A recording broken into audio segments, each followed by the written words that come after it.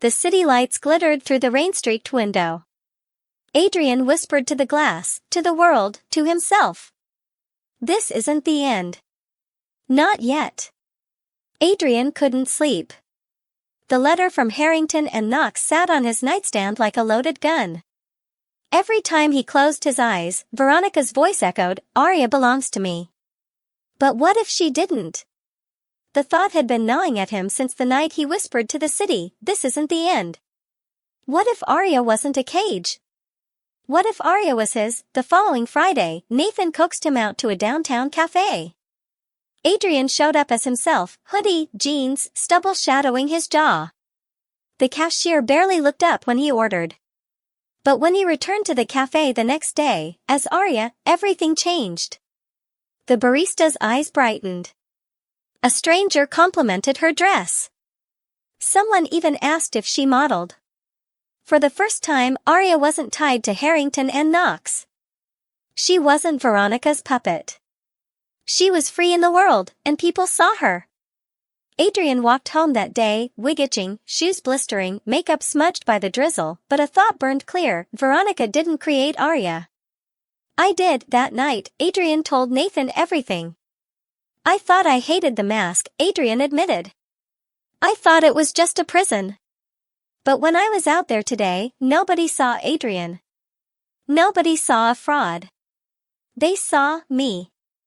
A different me. One I controlled." Nathan leaned forward, eyes steady. "So what are you saying?" "I think," Adrian swallowed hard. "I think Aria doesn't have to die. She doesn't have to be their lie. She could be my truth. Maybe not all the time, maybe not forever. But part of me." Nathan was silent for a long moment, then nodded. "Then I'll stand with you. Both of you." Adrian felt something shift inside him. For weeks, he had been running from Veronica's trap. Now, for the first time, he was considering walking into the world on his own terms. The idea didn't stop growing. If Harrington and Knox wanted to bury him, fine. But Aria had connections now. People who remembered her. People who respected her. What if he leveraged that? What if Aria became more than a performance? What if she became a brand? Nathan, ever the optimist, laughed when Adrian confessed the thought. "You're telling me you want to launch something as Aria? After everything?" "Not want to," Adrian corrected. "Need to.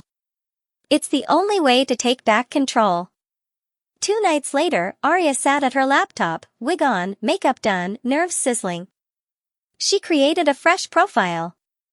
No Harrington and Knox. No Veronica. Just Aria Cole. Her first post was simple. "Sometimes the hardest mask to wear is the one the world expects. But sometimes masks teach us who we really are." She hit publish before she could think twice. The screen refreshed. Notifications trickled in, likes, comments, follows. Nothing huge. But it was a start. Adrian stared at the glow of the monitor, his reflection half male, half female in the darkened glass. For the first time since signing that cursed contract, the choice felt like his. And in the shadows of the city, where Veronica Harrington's empire loomed, a storm was quietly brewing. The first sign came on a Monday morning. Aria, sat at the kitchen table, scrolling through the modest traction her new online profile had gained. A few hundred followers. A handful of direct messages from young professionals who admired her bold words about identity and ambition. Nothing earth-shattering yet. Then came the email. From Veronica Harrington.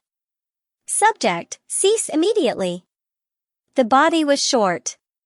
Razor sharp. Your little performance hasn't gone unnoticed. Aria Cole is not yours to use. She belongs to Harrington and Knox. Shut it down, or I will shut you down. Adrian's stomach twisted. Veronica hadn't just noticed, she'd already claimed ownership of him, of Aria, of everything. That evening, Nathan found him pacing the apartment. She knows, Adrian whispered.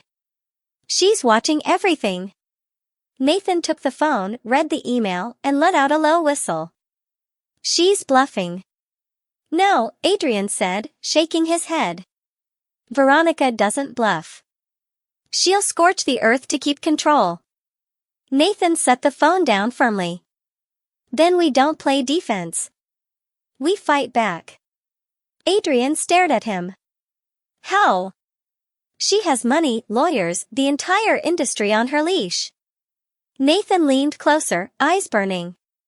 And you have something she doesn't, truth. People like Aria. They trust Aria. That's power she can't buy. The next day, Aria received an invitation through her new profile. A Women in Business networking panel, downtown. Keynote speaker spot available due to cancellation. It felt too good to be real. And maybe it was. But the chance was impossible to ignore. Nathan was cautious. Could be a setup. Maybe, Adrian admitted. But if Aria disappears now, Veronica wins. If Aria shows up, she lives. So Aria went. The event was small, 50 people, maybe 60, but the air buzzed with ambition. Women in sharp suits, entrepreneurs pitching ideas, investors circling the room like sharks. When Aria walked onto the stage, she felt every eye turn. She gripped the mic with trembling fingers. My name is Aria Cole. And I want to talk about masks, the ones the world puts on us, and the ones we choose for ourselves. Her voice wavered, then steadied. She spoke of ambition, of reinvention, of refusing to let anyone dictate your worth. And to her surprise, the crowd leaned in. They weren't questioning her, they were inspired. When she finished, the applause was real. Warm. Alive. For the first time, Aria wasn't Veronica's puppet. She was her own creation, but as the crowd dispersed, Adrian froze. Across the room, near the back, stood Veronica Harrington.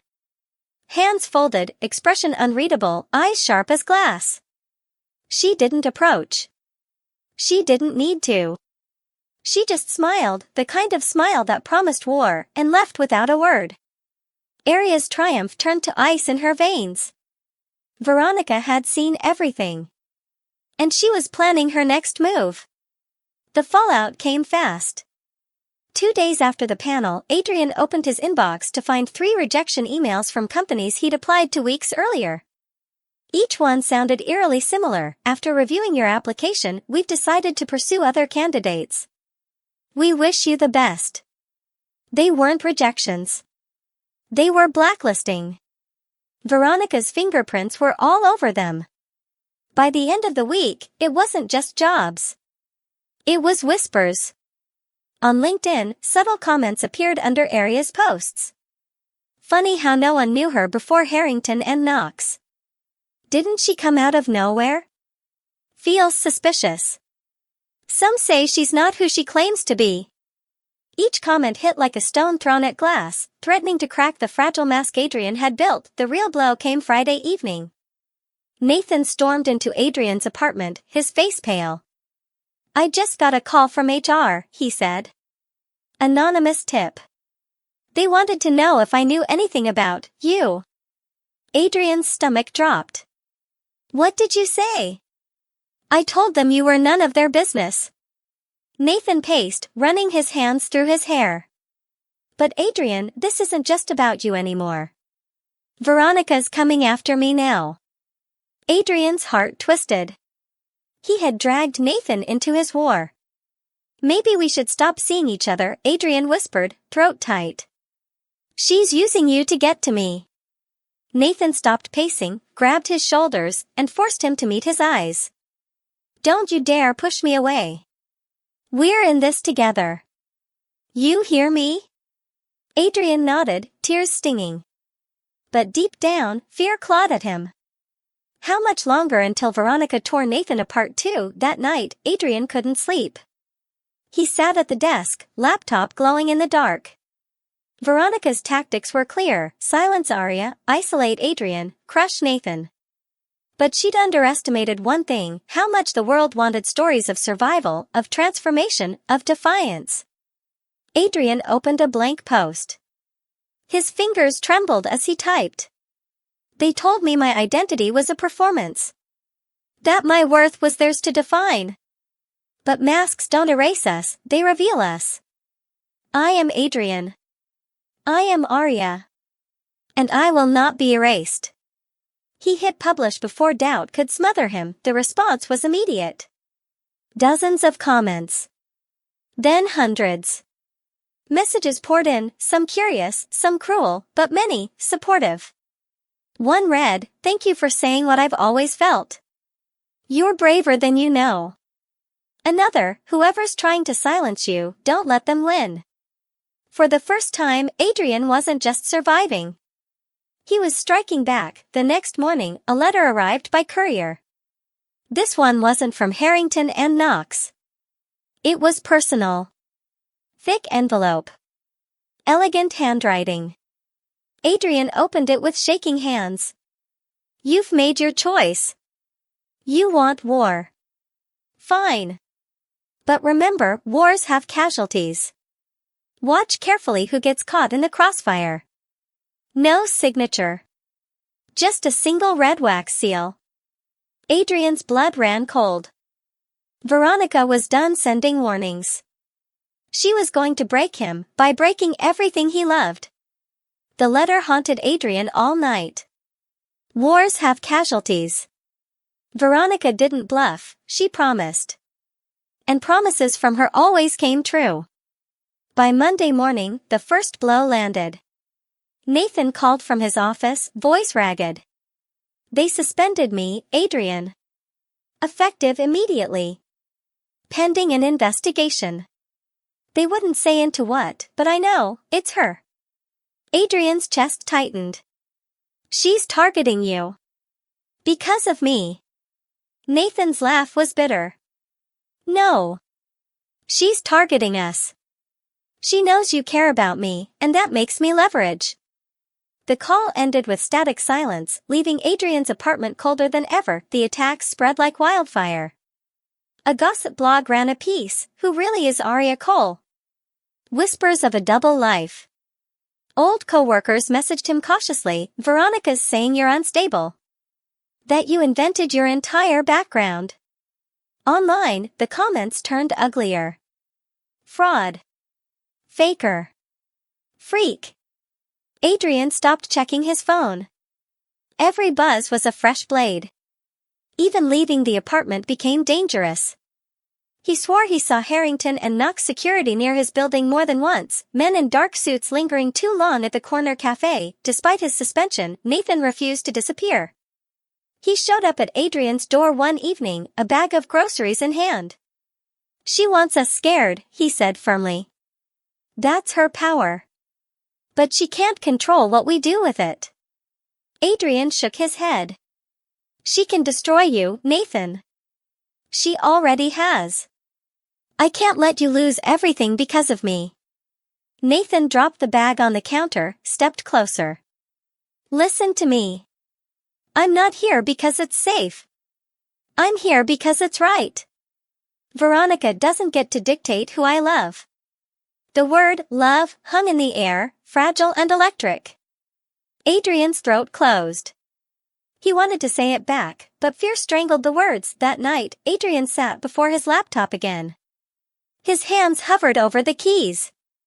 Veronica wanted him silent. Wanted Aria erased. Instead, he began drafting a manifesto. Not polished, not corporate, raw. A declaration that Aria was not a fraud, but a creation of survival. That the line between Adrian and Aria was no longer about deception, it was about truth. He hadn't finished when his phone lit up. Unknown number. A message. "You've forced my hand. If Aria speaks again, Nathan won't have a career left to salvage. Consider this your final warning." Adrian's pulse roared in his ears. Veronica wasn't just playing games anymore. She was threatening to destroy the only person who still stood beside him. And Adrian realized the war had reached its turning point. To protect Nathan, he would either have to surrender Aria forever, Or weaponize her in ways Veronica could never predict. Adrian didn't sleep. The anonymous threat replayed in his mind until dawn. If Aria speaks again, Nathan won't have a career left to salvage. The mask sat on the vanity, wig, makeup, dress, like a silent dare. Every instinct screamed to protect Nathan by staying quiet. But silence was exactly what Veronica wanted. And for the first time, Adrian wondered, what if Aria didn't hide? What if Aria went louder? By morning, Adrian was back at the keyboard. He typed until his fingers ached. This wasn't a careful post. It was a manifesto, raw and unpolished. For weeks, I've been told I am a fraud. That my worth belonged to someone else. That silence would keep me safe. But masks don't erase us. They reveal us. I am Adrian. I am Aria. Both exist. Both matter. And no one, not even Veronica Harrington, can take that away. He hovered over the publish button, Nathan's face flashing in his mind. Then he clicked.